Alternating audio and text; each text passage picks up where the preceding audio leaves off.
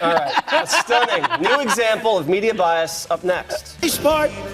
We're doing better in all of these states than we did on election night. Despite only negative publicity, only negative stories from the fakers back there. In Helsinki, I had a great meeting with Putin. They wanted me to walk up and go like this.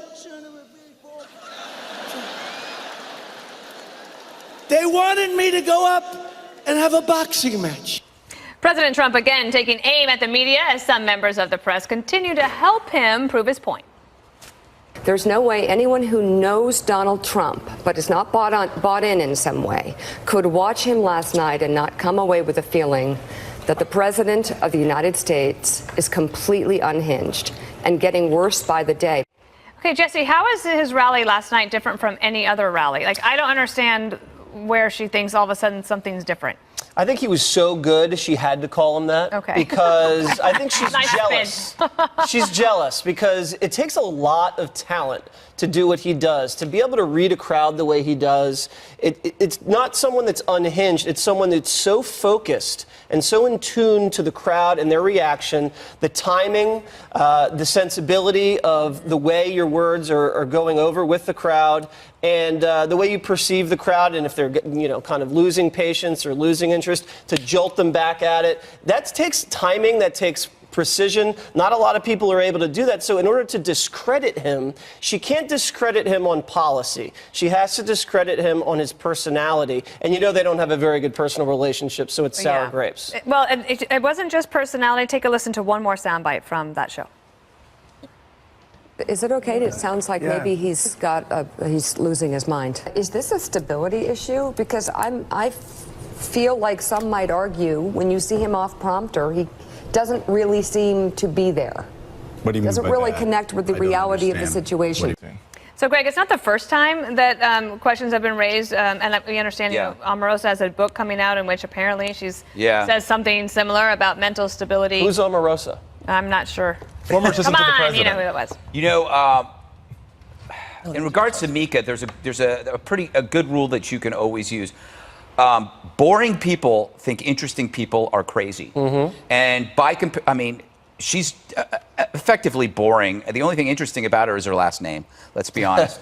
So I think you can be harsh about her because she offers no medical evidence. She offers had no medical expert there. She's not a doctor. To talk about somebody's stability, and by the way, in very serious tones. This isn't like, when Trump says, Bernie's crazy.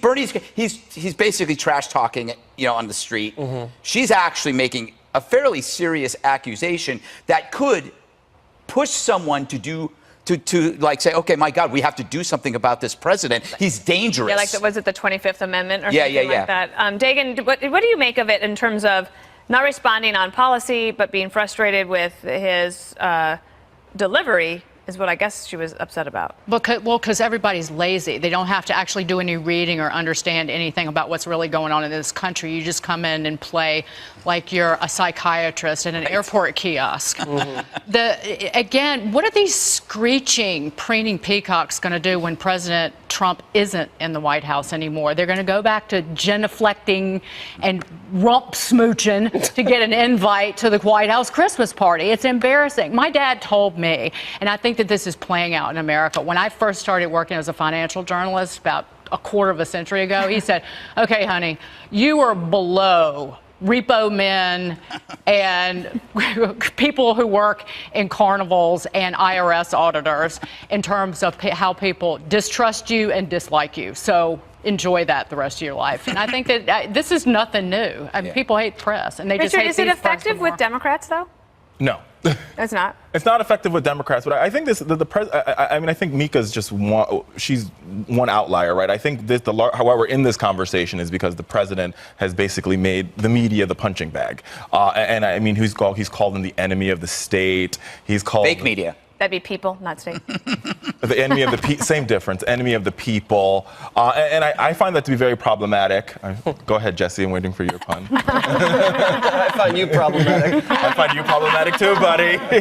But I mean, the truth of the matter is, there's a lot of people that go to the White House every day that do really good work, and they're really good journalists, and they don't deserve to be lumped in and called enemy of the people. You have people like Yamiche Alcindor at PBS. You have Abby Phillips at CNN. Good. You have our White House correspondents that are there that do good work every day, and even in their tweets are like, I mean, John Roberts is like, am I an enemy of the people too? And I think the president and the White House have to be very careful about their rhetoric, because they say they believe in the Constitution and the First Amendment enshrines. Well, doesn't the press have to be careful about their rhetoric as well?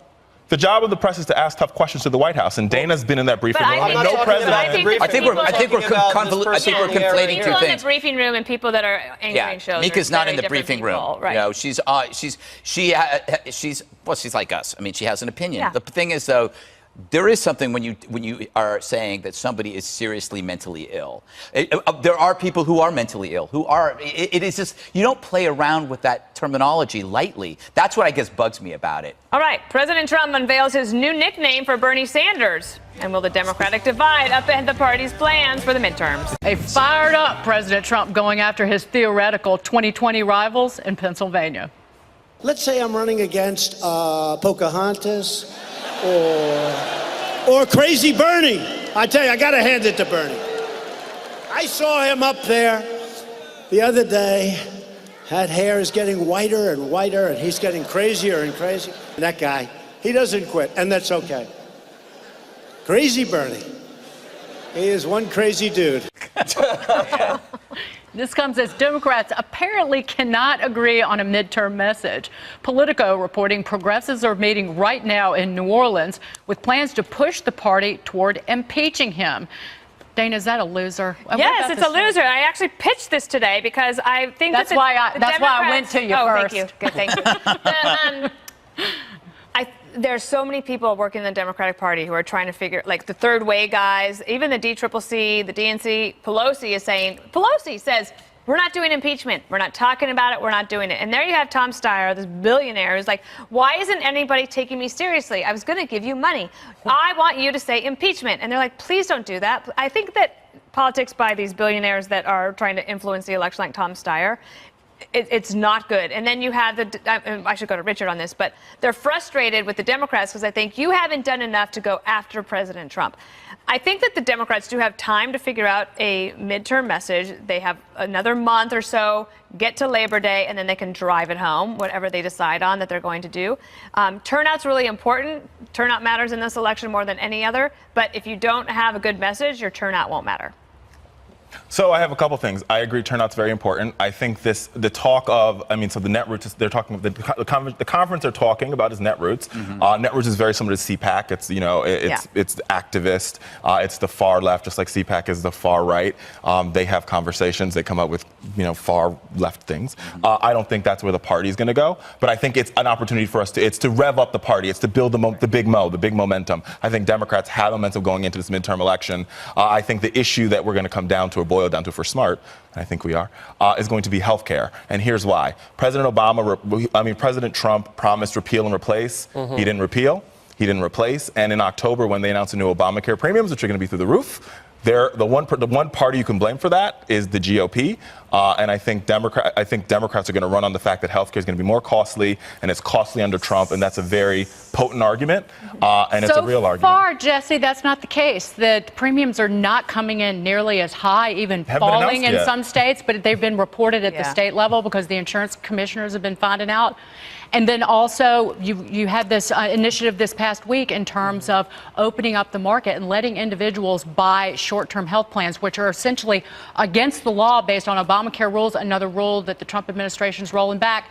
Again, you run on people's money, you're going to lose because the economy is so good. Yeah, there's more cheaper options now with health care. After President Trump came out with these deregulations, they're slowly chipping away at Obamacare, but then Trump's like lighting things on fire and the media's looking that way and he's zigging that way.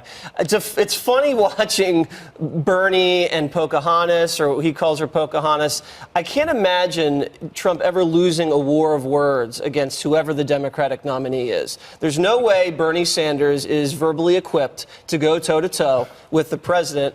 I think I shouldn't say Pocahontas, but I think Elizabeth Warren, Senator Elizabeth Warren, is quick with the Twitter. She's tight. She keeps it focused. But I think verbally she doesn't have what it takes. She doesn't have the charisma. She doesn't have the game. She As does you it say, in she front of doesn't her have the crowd, trash she does. talking. I just haven't seen it. I don't think it can deliver. Neither of them are going to be the nominee, though. Well, if it's Biden, Joe Biden's going to be the nominee, and in the most recent poll, Joe Biden was take him behind the gym and punch him in the face? Here's the thing: in the most recent poll, Joe Biden was up 7 points against Donald Trump. Here's the, A little early for polls. But here's the problem: their platform is impeachment. That's not true. Abortion and open borders. That's not true. That is not true. A winning Yeah. trinity. That's what we hear the most about. Every party has an angry fringe, right and left. But in the Dems, it's less of a fringe; it's the whole dress.